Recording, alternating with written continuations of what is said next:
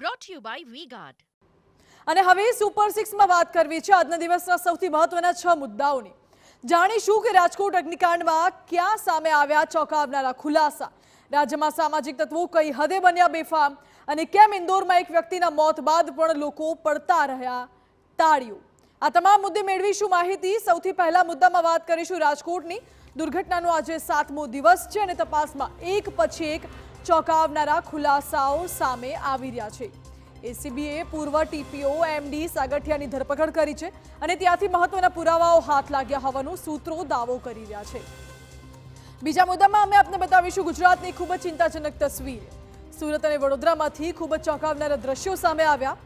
જ્યાં દારૂબંધી છે તેવા ગુજરાતમાં રસ્તા પર જ જામી રહી છે દારૂની મહેફિલ અને નશામાં ધૂત લોકો કરી રહ્યા છે સ્થાનિકો પર દાદાગીરી. ત્રીજા મુદ્દામાં પણ છે એટલો જ ગંભીર મુદ્દો. જૂનાગઢમાં વિજય પ્રકાશ સ્વામીને લોકોએ લીધા આડે હાથ અને સુરત જમીન કૌભાંડ મામલે તેમને માર્યો માર. પરંતુ સવાલ એ કે પોલીસ ફરિયાદ થઈ હોવા છતાં લોકો શા માટે આ રીતે કાયદો લઈ રહ્યા છે હાથમાં? તો નેગેટિવ ન્યૂઝની ભરમાર વચ્ચે ચોથા મુદ્દામાં કરીશું વાત એક પોઝિટિવ ન્યૂઝની. આરબીઆઈના ભંડારમાં સતત થઈ રહ્યું છે સુવર્ણનો વધારો.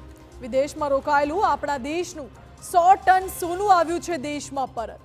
તો બીજું 100 ટન સોનું પણ આવવાનું છે અણસાર, જેને લીધે દેશના અર્થતંત્રને મળી શકે છે વેગ. પાંચમા મુદ્દામાં નિહાળીશું પીએમ મોદીનો અનોખો જ અંદાજ. હાલ કન્યાકુમારીના વિવેકાનંદ રોક મેમોરિયલમાં વડાપ્રધાન મોદી કરી રહ્યા છે ધ્યાન. ત્યારે આ ધ્યાનની સુંદર તસવીરો સામે આવી છે જેમાં નરેન્દ્રનાથને નતમસ્તક થતા પીએમ નરેન્દ્રનો અંદાજ દેખાઈ રહ્યું છે ખૂબ ખાસ. અને અંતમાં એક એવા વાયરલ વિડીયોની વાત કે જેને જોઈને તમારા રૂવાડા ઊભા થઈ જશે. મધ્યપ્રદેશના ઇન્દોરમાં એક ફૌજી બન્યો હાર્ટ એટેકનો શિકાર અને આંખના પલકારામાં મોતને ભેટ્યો. પરંતુ તેના મૃત્યુ બાદ પણ લોકો તો ખુશીથી તાળીઓ જ પાડતા રહ્યા.